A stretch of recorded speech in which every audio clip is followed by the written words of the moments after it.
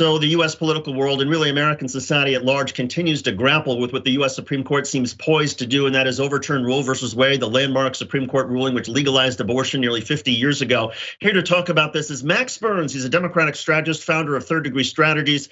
Max is also a contributing star to the Rebel HQ channel on TYT. Also joining us is Nicole Gaudiano. She is a correspondent for Insider. Thank you both for joining us. Nicole, first to you, there's some news from Politico following up on their reporting from last week. They're now reporting that the draft opinion has not really changed in terms of the numbers, that there are still 5 conservative justices who have not changed their opinion. So it still seems like there is this majority to overturn Roe. What's your reaction? Well, I think it's pretty much what we expected ever since that news came out. And what I can tell you about our reporting on this, which we just put out an infographic focusing on the 13 states with trigger laws that ban abortion as soon as the Supreme Court overturns Roe v. Wade. And we focused on the sponsors of trigger laws and the governors who signed them. And what we found was that many of them had something in common. Many of them are men. And, I think most state lawmakers, we know that most of them are men, but it's still a striking visual when you consider the language in these laws specifically targets women. So, if the Supreme Court does overturn Roe, then we could be expecting a lot of these laws to kick in the states. And Max, you had written before the Politico news that if in fact the court overturned Roe, that this would be a political earthquake, that it would change the dynamics of the 2022 midterms. Given what it looks like the court is going to do and what these states are already doing, which you've also articulated, does that change your calculus at all in terms of the political equation you see for the fall? No, I think this is now the dominant issue, and Republicans in the states are actually moving much faster than the National Republican Party, which doesn't really want to talk about this issue that much. But if you look in the states, places like Louisiana, Missouri, Alaska are going as far as saying that they want to impeach and remove their entire state Supreme Courts until they get judges who are willing to overturn the state's protections on abortion. These are terrifying things to most Americans. They go far beyond what even most Republican voters say they want. And it's something that national Republicans have found no way to explain away, this march toward very extreme abortion laws before this decision is even official. And there's even the suggestion, at least open to the suggestion from Mitch McConnell and certainly Steve Scalise, a Republican leader in the House, of a federal ban on abortion. What does that do? How does it cut politically? Max? Well, the challenge with this is that the Republicans have essentially given the game away. They've argued for years that this was about states' rights, returning abortion to the states. But no sooner do they defeat Roe versus Wade than Mitch McConnell and Republicans say that at the first opportunity, if they win a majority in 2024 and return a Republican to the White House, they will pursue a national ban on abortion. This is a party that is allowing their desire for power and their push from donors to really get these aggressive laws in quickly, do the walking. And that is something that is quite frankly unnerving, I think, to a lot of moderates and a lot of people who maybe liked Republicans for tax cuts, maybe didn't like immigrants. But once we start talking about undermining the courts and undermining laws to ban abortion, that's where a lot of these people draw the line. And Nicole, you've been doing that, and your organization, Insider's been doing state-by-state reporting. What are you seeing on the ground, state by state, in terms of the political activism that this is sparking? We have been looking at, as I said, the trigger laws, and we've got some new reporting that's going to be coming out soon. A package of stories coming out on the real-world impact of trigger laws, the major corporate contributors to sponsors of trigger laws, and the preparation for the disruption that would come.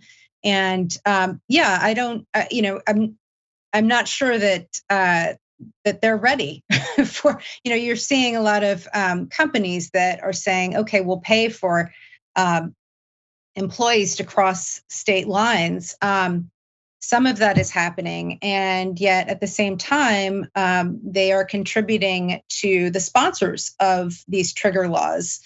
So it's a little mixed. Well, there's also been a lot of reporting. I'm so glad you mentioned the financial angle to all of this, because even at the Young Turks, we've done some reporting on who it was, which companies, Facebook, Amazon, Weyerhaeuser, Walmart, who sponsored, who gave political money to the Mississippi Attorney General in a crucial race, who said, yes, I will defend this Mississippi law all the way to the Supreme Court. And these corporations were still giving money to help her get elected.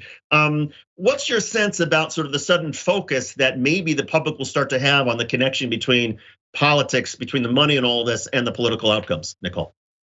I think you're seeing that, a call for greater accountability from corporate America. It's starting. That's been a trend that's been emerging, and you're seeing it not only with abortion rights, but for other issues as well. Consumers and sometimes shareholders want to see alignment between corporate values and what they're saying and what they're doing, who they're supporting.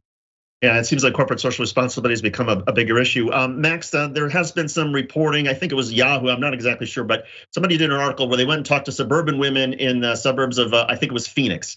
And for all of the attention on abortion, some of these people said, well, the economy is still the top issue for us. Should that be a reason for concern for Democrats that maybe this essentially becomes somewhat old news by the time the midterms roll around in the fall?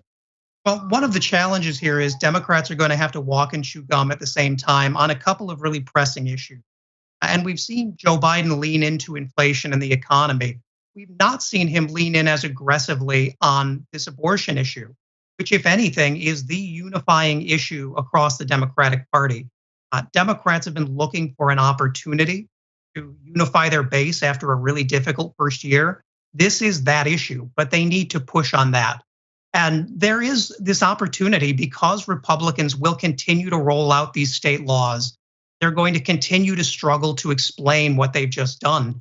Democrats need to keep them on the defensive. This is a winning issue, and it's only a victory if Democrats are tricked into remaining silent or letting this go. There's also been a debate in Washington about whether Democrats should water down their abortion rights legislation to include so that Susan Collins and Lisa Murkowski, Republican women, can join in. And Chuck Schumer decided no, not to do that, that he's sort of keeping the Democrats are going for the whole loaf or no loaf at all. Is that wise, Max? Yeah, I think this is doomed either way in the Senate, unfortunately, because the Democrats and 50 Republicans have refused to remove the filibuster.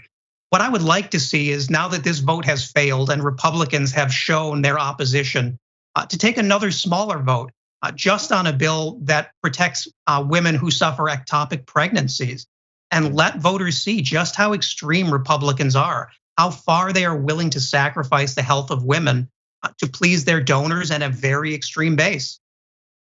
Nicole, there have also been a number of Republican women who are stepping out saying, well, wait a second, there are far more pro-choice Republicans than society gives our party credit. What do you make of that?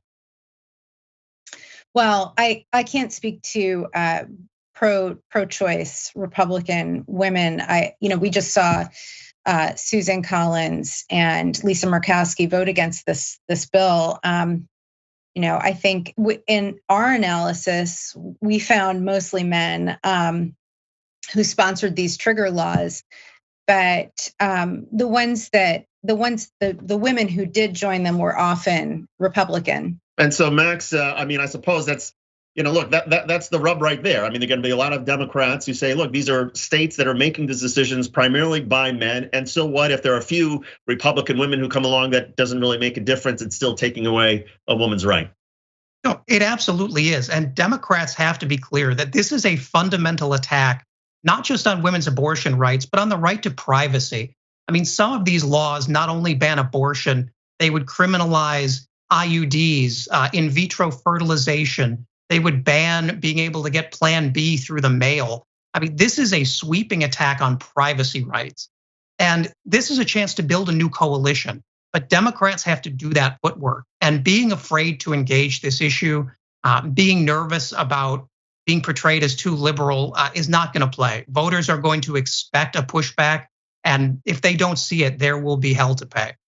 And Nicole, in Washington and beyond, does it seem to you like the Democrats, at least politically, have been caught flat-footed by this? And maybe understandable because people thought, well, this is news that's going to come perhaps in July. But given the reporting so far, the Democratic response, does it seem, at least in the political realm, to be somewhat slow? Well, I think that that's more of a question for Max in terms of how to characterize the Democrats' response. You are seeing in Michigan, Governor Whitmer is trying to get a law struck down in the court. She filed a lawsuit arguing it violates Michigan's constitution to have a law on the books from 1931 that's been unenforceable because of Roe. So she's going at it from that angle. I think we wait and see. And Max, the organizing that it takes for Democrats, I suppose, helping to speed it up a little bit. But in terms of the calendar, how does the calendar look to you? Well, things are now very tight. We're going to get this decision here probably in a matter of weeks, if a month or so. And Nicole's right. I mean, the organizing in states, Governor Whitmer, activists across the country, has been very inspiring and impressive. The challenge is national messaging. The DNC and the White House are largely struggling to figure out how to tell this story.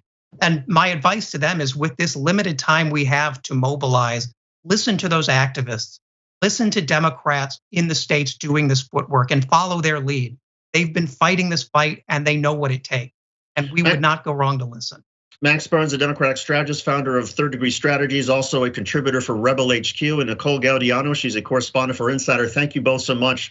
We appreciate you joining us.